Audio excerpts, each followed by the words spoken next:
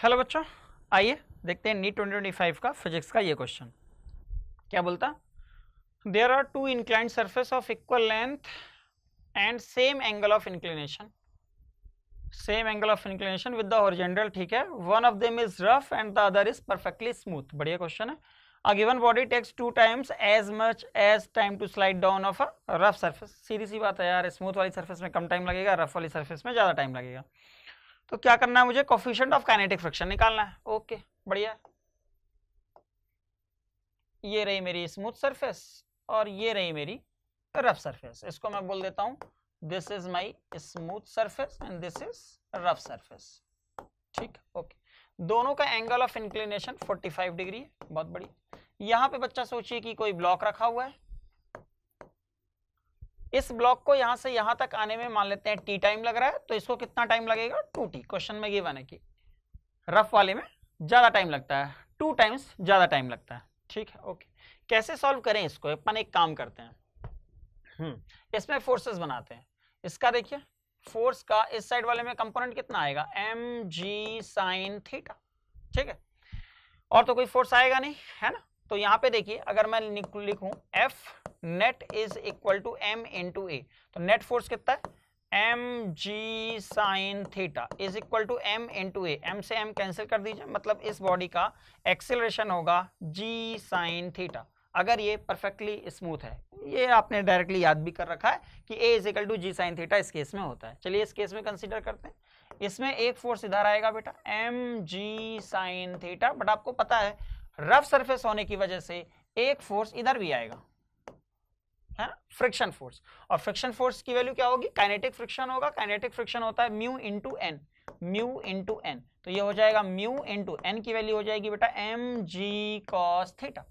तो यहां से अगर मैं लगाऊं F net is equal to m into a, तो नेट फोर्स की वैल्यू देखिए mg sin theta minus mu mg cos theta is equal to m into a. m मार दीजिए, g को चाहे तो कॉमन कर लीजिए, तो अंदर बचेगा sin theta minus mu into cos theta. This is your acceleration in rough surface. अब आपको यहाँ का भी एक्सेलरेशन पता है, यहाँ का भी एक्सेलरेशन पता है, ठीक है। और क्या पता है, यहाँ से यहाँ तक की डिस्टेंस अगर ये s है तो ये भी s है। टाइम आपको पता है, तो सोचिए काइनेमेटिक्स की कौन सी इक्वेशन लगा सकते हैं। अगर अपन फर्स्ट इक्वेशन लगाएंगे v equal to u plus at, तो एक्सीलरेशन तो ठीक है, टाइम तो ठीक है, बट यहाँ की फिर मुझे स्पीड निकालनी पड़ेगी। u तो दिया हुआ है, इनिशियल स्पीड 0, यहाँ से फिसलना स्टार्ट किया होगा, तो पहले में v निकालना पड़ेगा। दूसरे में सोचें s equal to ut plus half at square. s की वैल्यू मुझे पता है दोनों के लिए सेम है, u की वैल्यू पता है दोनों के लिए 0, तो ये इक्वेशन मेरे लिए बेनिफिशियल है। तो चलिए इसी को ट्राई कर लेते हैं। तो अगर मैं इसमें लगाऊं s is equal to ut plus half at square, तो इनिशियल स्पीड 0 है। अब दोनों के लिए s सेम है, तो s1 s2 लिखूंगा नहीं, तो मैं क्या यहाँ से ऐसा लिख सकता हूं कि s की वैल्यू होगी half into a into T square, है। और इसके लिए भी यही वैल्यू होगी, s is equal to half a1 कर देता हूं, इसको कर देता हूं मैं half into a2 into t2 का स्क्वायर, इसको कर देता हूं t1, इसको कर देता हूं t2, यानी कि ये जो सब कुछ आया एक्सेलरेशन, इसको कर देता हूं 2, दिस इज 2, दिस इज 2, और इसको कर देता हूं a1। ठीक, तो a1 और a2 की वैल्यू ये हो गई। अब क्या करूं, s1 और s2 तो बराबर हैं, इसलिए मैंने दोनों को s लिख रखा है। ठीक है, अगर ये दोनों बराबर हैं तो ये दोनों बराबर हैं, यानी कि मैं लिख सकता हूं half into a1 t1 square is equal to half into a2 into t2 का स्क्वायर। चाहिए तो हाफ से हाफ भी काट दीजिए, a1 a2 की वैल्यू रख दीजिए। a1 की वैल्यू है बेटा यहाँ से g sin थीटा, t1 इसको लिख दीजिए t का square is equal to a2 की वैल्यू यहाँ से लिख दीजिए g into sine theta minus mu cos theta into t2, t2 2t था तो 4t का स्क्वायर, एक t स्क्वायर से एक t स्क्वायर मार दीजिए, इस g से इस g को मार दीजिए।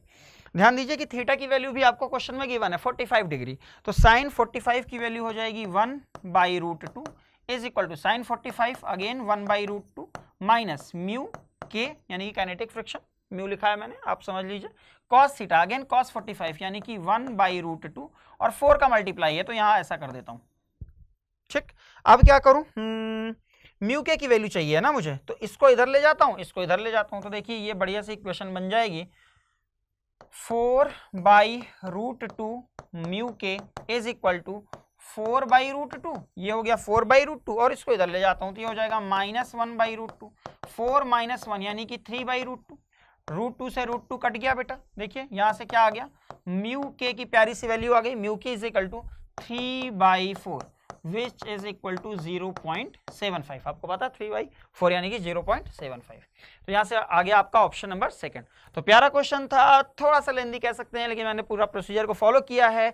करते करते तो टेस्ट सीरीज देते देते आप लोग को याद हो जाता है कि यहाँ ए की वैल्यू होती है कितनी, जी साइन थीटा, और जब काइनेटिक फ्रिक्शन होता है तो डायरेक्टली आपको ए की वैल्यू याद हो जाती है कि ए की वैल्यू होती है g into sine theta minus mu k cos theta, और फिर डायरेक्टली आप यहाँ से अप्लाई कर सकते हैं।